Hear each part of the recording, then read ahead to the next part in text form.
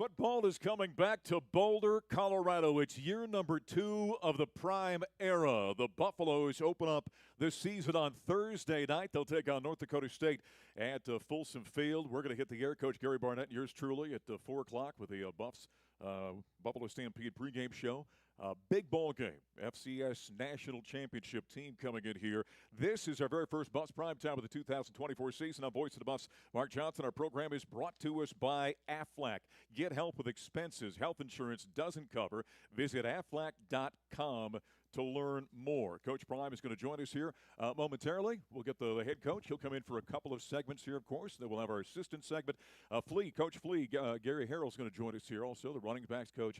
And then a new young man for the Buffaloes. He transferred in from Ohio State, that being Dallin Hayden. He is going to join us as well. And so the Buffaloes coming off a 4-8 campaign from last season, and they look forward to an upcoming campaign now in which they've got a very challenging pregame schedule, or preseason schedule, I should say, in North Dakota State on Thursday night, September 7th. Then they'll be at Nebraska, and then, of course, up in Fort Collins to take on Colorado State.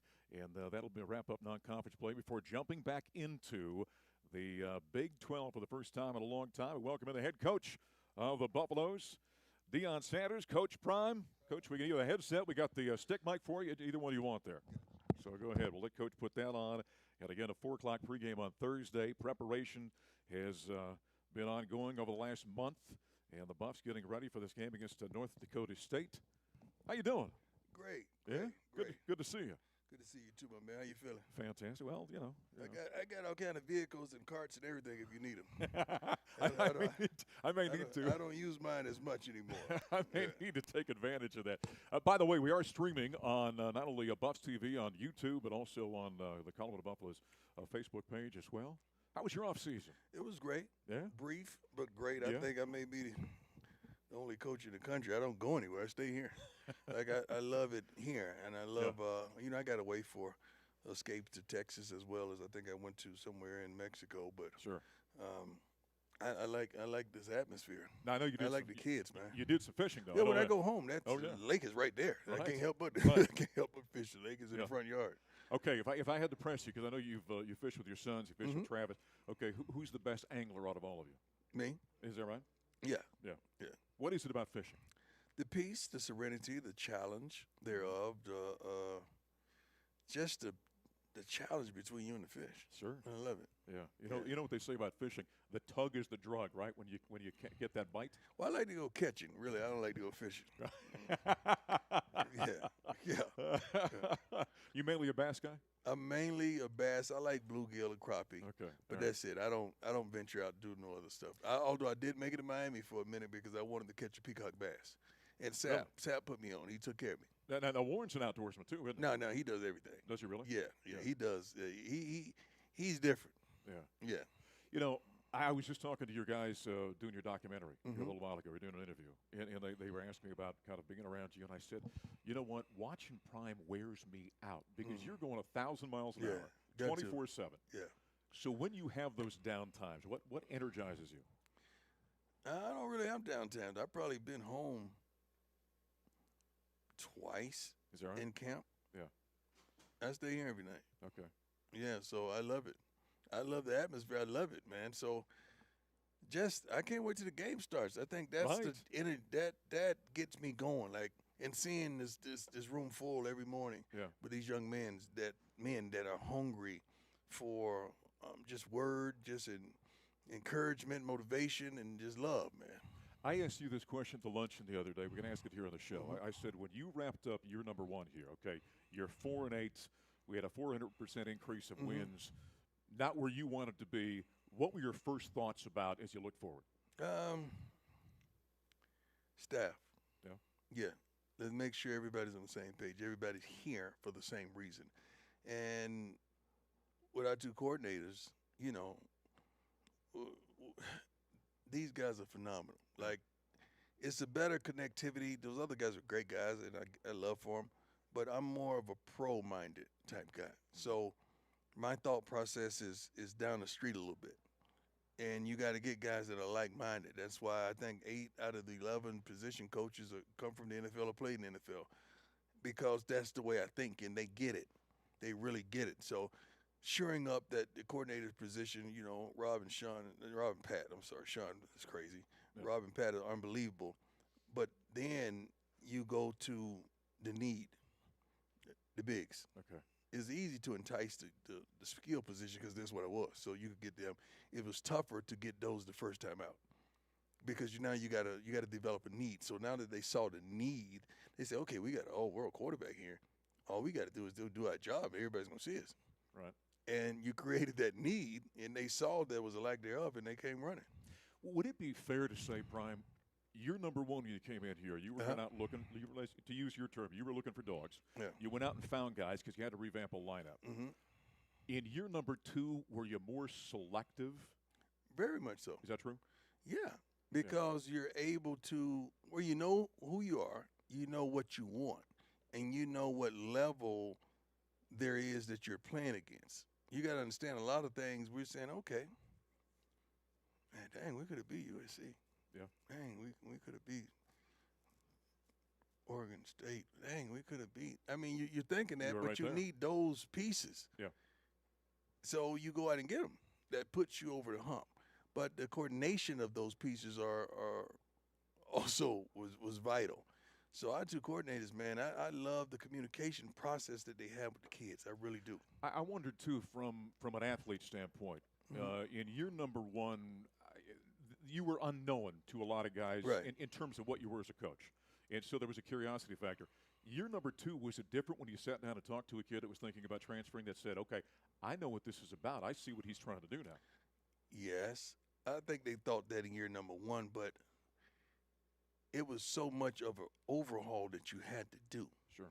First of all, not just talent. You had to get mentality out of the building. Mm-hmm. Mentality, not just in the football area, but in some of the other parts of the building. It was just a mentality that wasn't indicative of winning. So when you flush all that and get that out of the building, now you bring in new guys. Now you start saying, okay, character. I know you have talent, but what about your character? Because your character will infiltrate the whole team and take it to a position that you don't want. So now you start saying, all right, that's not character. That's not character. Your new defensive coordinator, Robert Livingston, said in an interview I saw, he said that I'm indebted to Prime because he took a chance on me. And I bring that up only because the more I've kind of gotten to know him and the more I've kind of called around about him, he's an exciting young guy. I'm not sure it was as big a leap as maybe he's letting people believe because he's a quality football coach. Not only he's a quality football coach, you got to understand who, I'm not going to mention the names who called me about him. Is that right? But they validated him tremendously. But he validated himself in the way he went about attaining the position. He was relentless. Was he really? He wanted it. He desired it. And he was prepared. Like it was a margin, a gap with all the other persons that we interviewed. He was really prepared. And just seeing how, we put him on Zoom. Okay, first game, we're getting ready to play North Dakota. Let's see what you got. And he broke down the game. Did he really? Yeah, he had to. He came and filmed. He did a whole presentation in front of the defensive staff, and he hit it out of the park. But he's a great communicator and listener. A lot of folks come in and they're just their way or no way. No, he listens to those other guys because there's a wealth of knowledge in that room as well. I know guys like Marvin Lewis. I mean, some legendary coaches around the NFL. He's been a part of their staff. Yeah. That's got to mean something from a resume standpoint. Zim as well. Zim is my guy. That's right. Yeah. And it goes farther. Then don't forget the guys who play for him. It's one thing about the guys who he coached with. Yeah. But it's another thing with the guys that played for him. When they call him validate, that's different. When you've got a coach like that, he's obviously, you talked to Robert for 30 seconds. He's a very smart guy. Right. Well, what are the intangibles you're looking for, the things beyond the X's and O's when you're interviewing a guy? I'm going to tell you this because you 100. Can he get along with players from everywhere? Interesting. Explain what you mean by that. Black players. Okay. White players. Yeah. Players that may not grasp the scheme quickly, players that may grasp the scheme quickly but may not have the athleticism. Just being able to communicate with everybody. There are some coaches out there great, but everybody in the room ain't listening. Interesting. Very. He also has to be as a coordinator, because both he and Pat have got staffs then on that side of the Right. ball, he's also got to be the coach of coaches, too. That's right. That's got to be part of the equation. It's a tremendous part of the equation, but not only that, being able to rally everyone together and not divide them and not just do your thing. It has to be a collective effort. If not, you're going to lose that room. My sense is getting to know, I've known Pat for a number of years. I knew him when he was with the Broncos, but Robert as well. You look for, in those kind of guys, my guess would be, there's got to be some humility involved, wouldn't there? Yeah, tremendous amount. Both of those guys are they're so professional. They're so on point. Great fathers, great men. They enjoy life, and they love this atmosphere. Like, they don't come to work like tired. Like, they're ready, man. They ready for the challenge of the day. Yeah.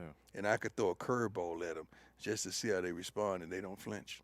I want to talk a little bit about fall camp, and obviously we're going to talk about North Dakota State coming up here in a moment as well. But we do have to talk about, we've got to take a break. But on the other side, I want Prom to talk about, he's changed this NIL game, as we well know.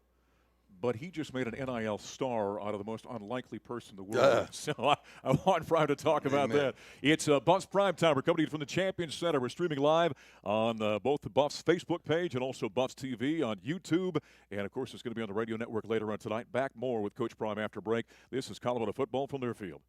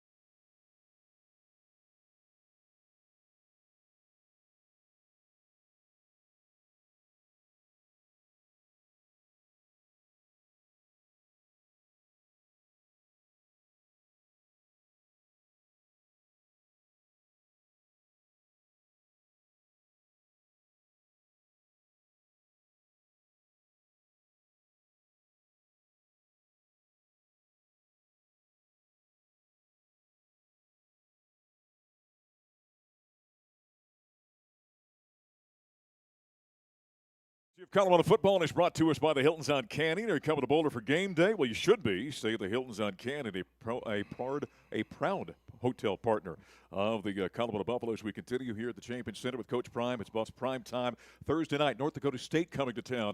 That's a 6 o'clock kickoff. We'll talk about those Bison here in just a moment. I mentioned before the break, and when I saw it, Prime, I was chuckling like crazy because you and I feel the same way about Miss Peggy. Yeah. But how about you getting her an NIL deal, man? That was yeah. something. It was just beautiful. Thank God that Blenders had vision and understand how important Miss Peggy is to the program and just to life. Period. So she exemplifies what we all desire to be, and for them being able to come up with something like that was phenomenal, man, and I'm thankful just to be a part of that. She is something. I mean, Yeah. she is amazing. The other thing I want you to talk about, you did something. You know, Elevations Credit Union has been a great partner with here at the University Yes. of Colorado for a long time. You did something with them the other day that's fascinating. Tell folks about Yeah, that. I'm well aware of who's in his locker room and the trials and the tribulations that they have and the different nuances of each young man. I have them fill out cards sometimes to tell me a little more about themselves. We have conversations in the cafeteria. But to find out, 5 to 7 of these young men are fathers, a couple of them expecting fathers. And how do they navigate through life being a father? That's not easy. It's not even easy for us. So imagine what it is to be a guy that's 18 to 24 years old and you're fathering a child and you need to be fathered yourself. So being able to lend them a hand and get them started off with the stability of their child. Just imagine, man, and you're 18 years old, but your father left you a fund that's could grow up to $100,000. Sure, because I think the oldest child is 5 years old, so there's 13 years worth of consistently putting in their account. So you're establishing generational wealth and generational security, and that's something that we desire for all these young men to have, not just rely on the NFL. And so this is just part and parcel to kind of the broader perspective that you view. Yeah. You know, I've said before when I get asked about you, I said, I don't think he believes or looks at this as just being a coach. Right. This isn't just about the X's and O's. This is about the Jimmy and Joe's. Yes, that's exactly right, and I love them, man. But I challenge them to be men first and foremost, and I don't want to hear profanity through the hallways or your pants halfway off your butt or you yelling and screaming and hoo-hawing in the during the cafeteria. I want men, man. I want professionalism because that's where they're going to migrate to when all this stuff is over. Even if they have a pro career, sooner or later you're going to have to be a man. Yeah. All right, football. Give us your assessment of camp over the last month. Camp has been really good. Our last several practices have been phenomenal. Good. I'm so proud of these young men. It has been phenomenal. I'm talking about the challenging one another, holding one another accountable, making sure we do what we need to be doing necessarily with our body, with drinking water, with getting hydrated and taking care of our bodies as well in the weight room as well as the training room. These guys are on it. It's a different mentality, a different professionalism that they occupy. Yeah. Being that guys – a lot of guys have had a year under their belt. Have you seen a better understanding of what you're trying to focus on? Yeah, but not only from them, from the coaches as well, from the staff. Yeah. A better understanding on what we're really trying to attain and who we really are. Yeah. That identity that we want to establish. We have the young men in the locker room that can establish it. You talked about this recently. It was during a press conference. You talked about being in this room and having Zoom calls with people around the country that have impressed you. It's one thing to hear from us consistently, Sure. and it's been a while now all through camp, so they want to hear from some outside guys. I mean, the Ray Lewises, the Ed Reeds, as well as a plethora of other ones. We have a pastor speaks to them every week on Zoom just to encourage them, just to motivate them, just to inspire them, but to pick up where we left off. Like most of the time, I don't even tell the guests about where we are as a team. I just say, do your thing. Yeah. And the connectivity of how they did their thing and how they accomplished what they've accomplished has been unbelievable. Louis Riddick also. Sure. So they give him a perspective of what a scout is looking for, what a GM is looking for. He came with that perspective. In the locker room, as you well know, you were in the locker room for decades. The importance of leadership, the importance of unity, the importance of, it's awesome. You got your two sons are in there, so you kind of get that sense and kind of get the temper of that locker room. Right. You like what you're seeing in terms I love of what I'm that seeing. side? You got leaders and dogs. Yeah. That's what you got. You got leaders and you got dogs. Every dog ain't a leader. Every leader ain't a dog. So you got to make sure you categorize them purposely and properly so they fit into the box that they need to be in. You can't have a dog that's trying to be a leader, but he's out in the streets, he's smoking, he's drinking now, but he's trying to be a leader. They're not gonna follow him. Yeah. So stop that. Just be the dog that you are. If you're a dog at practice, you're a dog at be that. But leadership, that's not you. So making sure you place the guys in the necessary categories that they are, and we have a plethora of leaders, and we got some dogs that they're going to hunt when they get opportunity. Shedeur is one of the top quarterbacks in America. Coach Prime, not Deion Dad, Coach Prime, how is Shedeur better, do you think, going into the season? First of all, he has Pat. He has Pat, and he has a consistency of communication, a consistency of a pro that's in his ear and telling him these things. And it's almost like cheating when now the coordinator, as well as I, get an opportunity to talk to him until 15 seconds is on the play clock. Being able – this is what – I'm sorry, stop in the middle of a thought, but this is one of the things that people take for granted with Shedeur. He's one of the few quarterbacks, I guarantee you, in college football that have started every game in high school, every game in college, except for one when he was hurt. So you know how many plays that is? They have seen every type of blitz. It's not like you never see him get surprised by the blitz. We get surprised that we may not have picked up the blitz, but he's not surprised by this or that. He doesn't move like that. He don't get down like that. So for him to even have a pro in his ear to tell him, okay, this would – could happen. They probably gonna bring a weak side blitz on the first through third downs. They do that every opening series. That's what they do. But to have that understanding is phenomenal. You mentioned the communication that you're going to have both on offense and defense, right? Be able to talk to players. That or the tablets on the sideline where players can come off and see different. What's going to have the biggest impact? The communication. The tablets you see after the play. Yeah. So they'll have impact, but not the impact that because it's the afterthought. And the offense may not come back to that play again unless they disguise it differently. But the communication to the player there, it's wonderful. I like it, especially with the 15 seconds unless the team's running tempo, you know. But it's going to get to be a problem because, okay, if a guy's running tempo and it doesn't go off to the 15 seconds, does that mean you could talk to the quarterback all the way to the ball snap? That's a great question. I've never looked at these. Yeah, that's right. I want them to answer the question. I don't want to ask them before. I want them to answer during the game. Love it. Hey, North Dakota State comes into you. And I think if you're somebody that doesn't understand college football, you look at this game and go, okay, really, that'll be an easy one. You know what North Dakota State means. This is a challenge on Thursday. Man, they're a winning tradition of a school that plays football. It's almost like, I'm trying to give you an analogy, like when you play a high school football game in Texas and you get there and you don't see a track around the field, you getting ready to play football. Like if you see a track around the field, they're serious, but they're not serious. No, I understand. But if you go there and you don't see a track around the field and it's just a football field, you better buckle up. Yeah. And North Dakota State is one of those type of schools that they have a tradition of winning. They have a commitment to excellence. They're detailed. They're not going to beat themselves. Yes. We're going to have to beat them. They're not going to beat themselves. I have said on a number of interviews, I've said they've got a bad habit of going into a power school's stadium and getting a big check and a W on the way out. I mean, they've done that a number of times.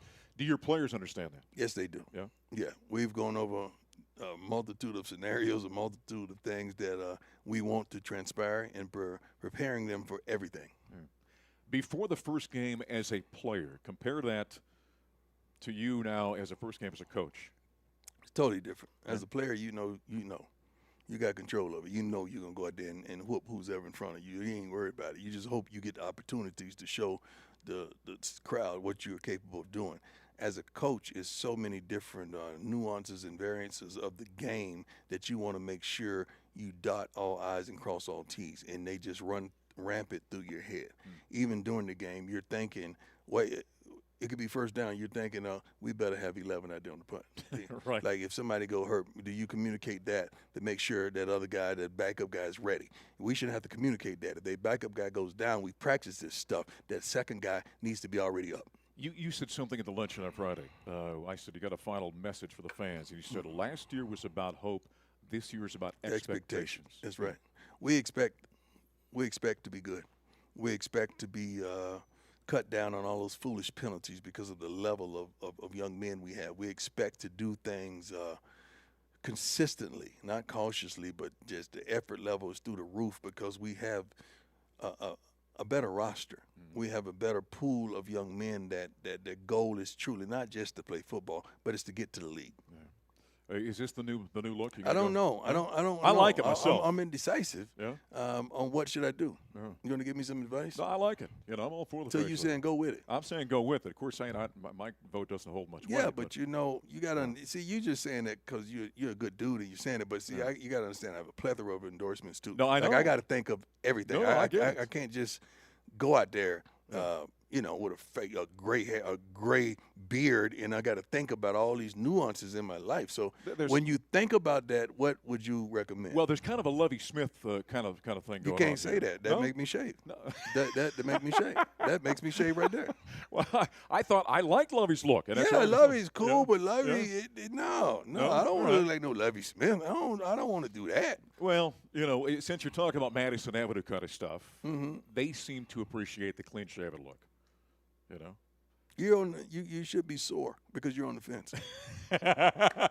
You should be sore. If it were me, I'd probably keep it. Knowing all the stuff that you do, I mean, you're in front of the camera all the time. But you're a cowboy. Well, you got to think about, right. You're not giving this a lot of thought. You just threw out two different things. Well, I'll tell you this. My wife's behind the camera over there.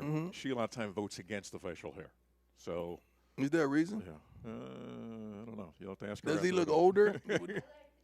She likes the goatee. She likes the goatee. Yeah, that's why you're wearing a goatee? That's why I'm wearing a goatee. Okay. See? That's the way it works.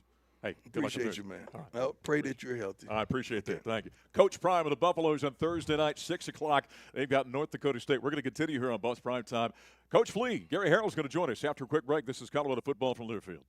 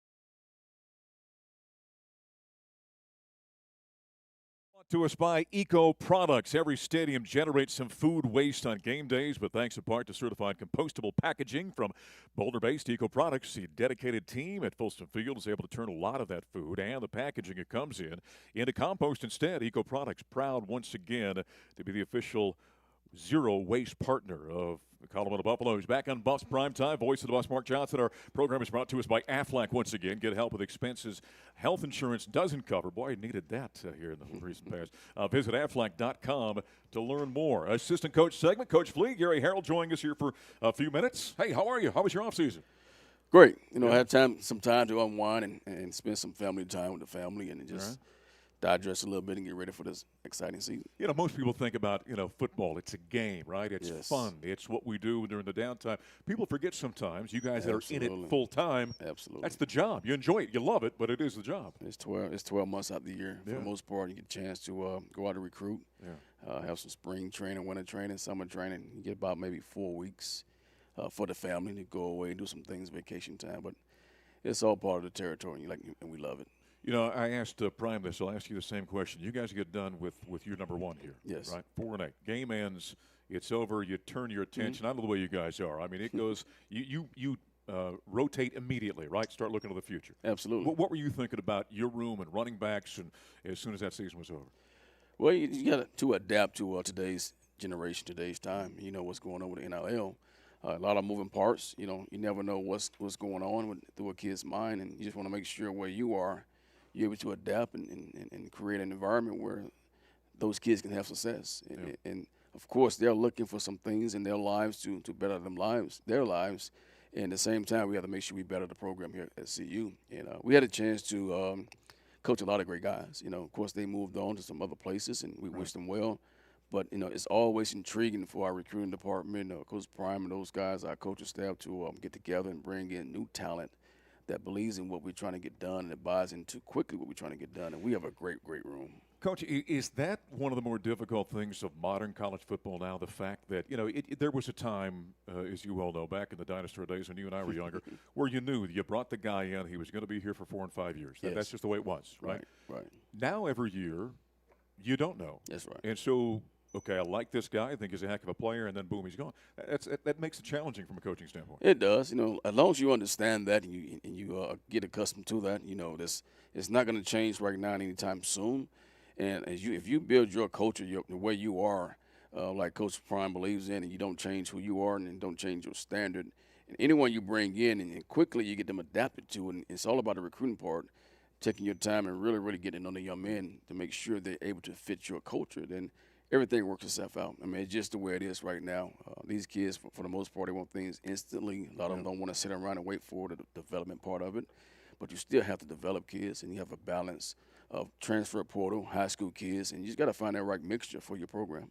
You just said something that's interesting to me. You said they don't want to think about or deal with the development aspect of it. That makes it hard to coach, I would think. It does. Right? It does. With social media, they see what's going on at other places. They talk to their friends, and a lot of their friends that have success early. And, it's hard for them to leave high school and be that guy and then come to collegiate level and be in the mix of a lot of great guys and understand how they have to fit in. And it's a part of the process. A lot of them don't understand the process, and they don't want to buy into it. So you try to make it intriguing for them to make them understand this how things work. It's okay to sit for that first year to learn. But if you're able to come in and contribute right away, that's fine also. But everyone is not able to. Yeah. But it's just, you just got to make sure you find that right young man and try to preach it to them and make it fit them. Yeah, there used to be that great old line, the best thing about a freshman is to become sophomores, right? That's right, and absolutely. now they come in and want to be the guy right away. How's this camp felt different than year one for you guys? I think that we was able to come here year one and get an understanding of the lay of the land and see how things work and see how the parts come together. And I think we did some great things early. Of course, we didn't finish the way we wanted to finish, but we was able to build on that part of the last part of the season, see what we did not do correctly, and see how things went with the kids mentally, and just bringing kids once again to understand what we're trying to get accomplished and try to fit the schedule, what we're trying to do as a whole. And I think Coach Prime did a great job as far as keeping the standard where it is, but understand some of the things that we were missing to make sure all the detailed things that we do not overlook those things. And I think camp has been about that, about the details. In just right after your segment here, we're going to talk to Dallin Hayden, the transfer from Yes. Ohio State. Tell me Great about kid. him as a running back. Great kid. One thing I noticed about Dallin, he hates being wrong, and that's the most important part about him as a young man. Coming from a Power 5 Ohio State, I'm not sure how things went for him as far as getting opportunities, but we're glad to have him here because he's a tough runner. He's a great learner. He knows the game of football, but he do not like making mistakes. That makes my job he keeps me on my feet to make sure that he knows all his assignments, and when he's on the field, he sees it right away. He comes off the field, and we're able to have a dialogue from coach to player to make sure so the next time he goes on the field, he sees it, he's able to get it right, and he don't make no mistakes. He was a very highly regarded running back coming out of high school. He was from Memphis, Tennessee, and played a very good program there. The raw material is quite impressive, isn't it? I mean, It is. When I see him, I go, well, he looks like they're supposed to look, doesn't he? You know, he does. Along with him, along with Isaiah Augusta-Vavi, he looks the part also. Yeah. And then we have true, good-looking high school kids with Micah. You know, the way they look, I think the strength conditioning part did a great job as far as building their bodies. You know, those two transfer kids came in looking the way they did, but they added to the way they look. And then also, you know, with Charlie, just that guy, that safety valve is going to do everything right the way he's coached to do. Charlie Offerdahl is a fascinating guy. I've seen a few of those over the years. He's one of those guys that will not be denied, isn't he? I mean, him is a walk-on. Yes. And just continues to chip away to the every point where time. you guys can't ignore him. You can't. You know, it's not like last year he would always not bother me, but always on me about, you know, because he was a scout team player. He said, Coach, I want to, can I come down with the, with the other guys and show, and we gave him some time, but we had to make sure that we have someone on that end of the field that would give the defense a great look, and that was just him, because we had some other guys also that was involved in the game plan. And to your statement and to his credit, he always stayed around to make sure that he was available for that time, that opportunity. And it's his opportunity. It's well deserved. It's well earned. He's a great runner. He sees the game. He's just a great person. He's easy to coach. He's like an extension of myself. You mentioned Michael Welch, the freshman who comes out of Milledgeville, Georgia. Yeah. You've heard the term over the years, water bug kind of players because they're so quick and the way they cut. He's got those abilities, doesn't he? He got all the traits. He's probably out of all the backs that I have as far as catching, blocking, running. I mean, as a youngster, he has that already. And we're just building on that in the game. I mean, just from the time he came in the spring, I think that was the best thing for him. From the time he came in the spring to now, just the progress that he made is very impressive. North Dakota State challenge on Thursday night. Give us your thoughts on that defense you're going to face for the Bison. That defense is you can't overlook that defense because they had success. That program is they know how to win. They know how to recruit. And that defense, they stayed together. It's like what we talked about earlier. They had guys that's been playing for years together, so the chemistry is there. Especially when I look at the linebacker core. On defense, it's like they do everything that they're coached to do. Yeah. They're going to be in the gaps. They like to bring pressure off the edge. They don't do anything outside the scheme, and they work well together. And you see that. You can tell the coaches don't do anything that they feel like they cannot or not able to have success in or not able to do.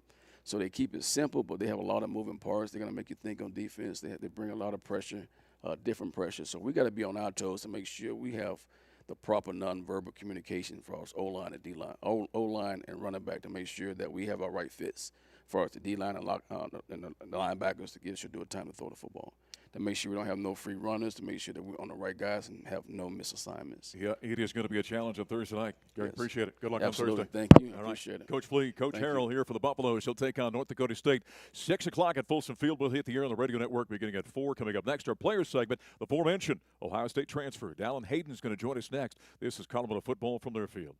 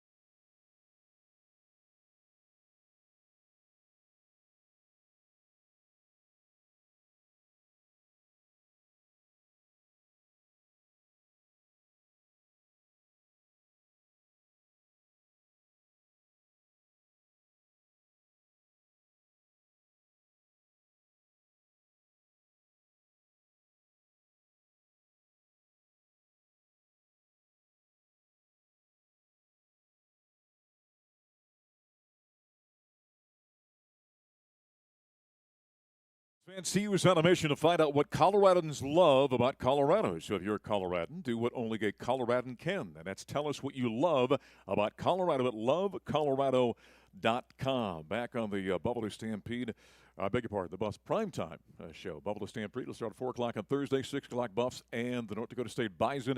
Time for our players segment. OSU's transfer, Ohio State transfer, Dallin Hayden joining us. Welcome. Yes, sir. Thank you for having me. Yeah. Tell us about your decision to come to Colorado. So you were at Ohio State for 2 years, and now you're here. What was part of that decision? I mean, why not? Everything Coach Prime stands for, and he's a winner, so he's going to instill winning wherever he goes. You know, they won 1 game the year before, and then we won 4 as soon as he gets here. And I feel like it's going to be a way better year than it was last year because the roster is really, really good, and I feel like we can compete with anyone. You know, Prime has got a way of drawing attention, as you well know, right? so you're one of the best people to answer this year because you're halfway across the country last season. Was there kind of a fascination for players around the country kind of watching Colorado to see what he was doing here? Oh, yeah, for sure. I feel like everybody was tuned in watching Colorado because Coach was at a HBCU previously. Then he comes into a Power 5 conference. Mm-hmm. So, yeah, everybody was tuned in. For sure. Tell us about your background. You're a Memphis guy. Yes, sir. You're a highly regarded coming out of high school. Tell us about your family. Big family, small family? Big family. So we're a family of 5. I have an older brother, a younger brother, so I'm the middle child. Older brother played football in college at Arkansas and Illinois. Okay. Then my dad played at Tennessee for 4 years, then played in the NFL for 5 years. So yeah. I'd say we're a football family for There's sure. no doubt. Was there any question coming up? You had to be a football player, I would think, in your family, right? Actually, my dad tried to pursue me and my older brother to, go the basketball route. But really? But for some reason, we just found love with the game of football. Well, your dad probably knew because you yeah. played in the NFL, as you yes, mentioned, sir. for a number of years. It can be kind of a tough game. Yes, sir, for sure, for sure. Were you much of a basketball player? Not really. That was more my older brother. I knew I was always better at football. All right. No doubt about it. And you got a little brother, you said, playing high school ball right now, right? Middle school. He's in middle school? Yes, sir. Look at that young. Sir. Yeah, he's young. Yeah. Tell us about you as a running back. How would Dallin Hayden describe Dallin Hayden as a running back? I feel like I'm a north and south runner, don't try to, waste movements. Try to get downhill, finish off runs, finish defenders. Always try to finish runs falling forward. I could catch the ball out the backfield, and I could protect the quarterback. Boulder, Colorado is a little different than Memphis. For sure. What's been your assessment of being here in Boulder? Boulder's a cool town. Not used to seeing mountains for sure. Right. So that's new for me, but it's beautiful out here, and I like the vibe out here. It's different, of course, from where I'm from, but it's cool. How about the training camp so far, the last month? How would you assess what you've seen offensively from this football team? Very explosive offense. I feel like we're going to score a lot of points this year. Love what I'm seeing on the offensive end for sure. Shedeur is become, he's a household name across the country, one of the best quarterbacks in America. Take us into a huddle with Shedeur Sanders. What's that like? Or being around Shedeur in the locker room? Shedeur's a great guy, great teammate, great leader. He wants the best out of his guys, and, he's going to put guys in the best positions to succeed. So he's the quarterback you would want on your team for sure. This program draws attention, as I mentioned. You comfortable with that? I mean, because it seems like I don't care what you turn on, Dallin. I mean, it can be ESPN or something online, and there's something going on about the Colorado Buffaloes. Very comfortable.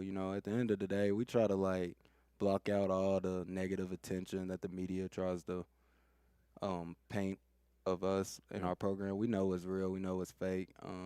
We just try to focus on the football piece and going out there on the field and giving our best and try to win. That's all we're focused on. What would you say, because when Prime was on a while ago, we talked about kind of his focus on you guys beyond the field, right? He talks to you about being men and what that means and fathers and husbands and all that. What's the number one thing you've picked up, do you think, or has struck you being here with Coach Prime? I feel like every coach across America tries to, preach, they're trying to make their players better men, but I feel like Coach actually does that. Mm-hmm. I know you probably seen the thing where he helped people with kids on our team. Yep.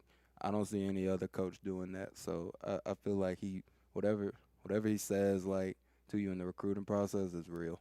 All right. Game number 1 just around the corner. You excited? Yes, sir. Very excited.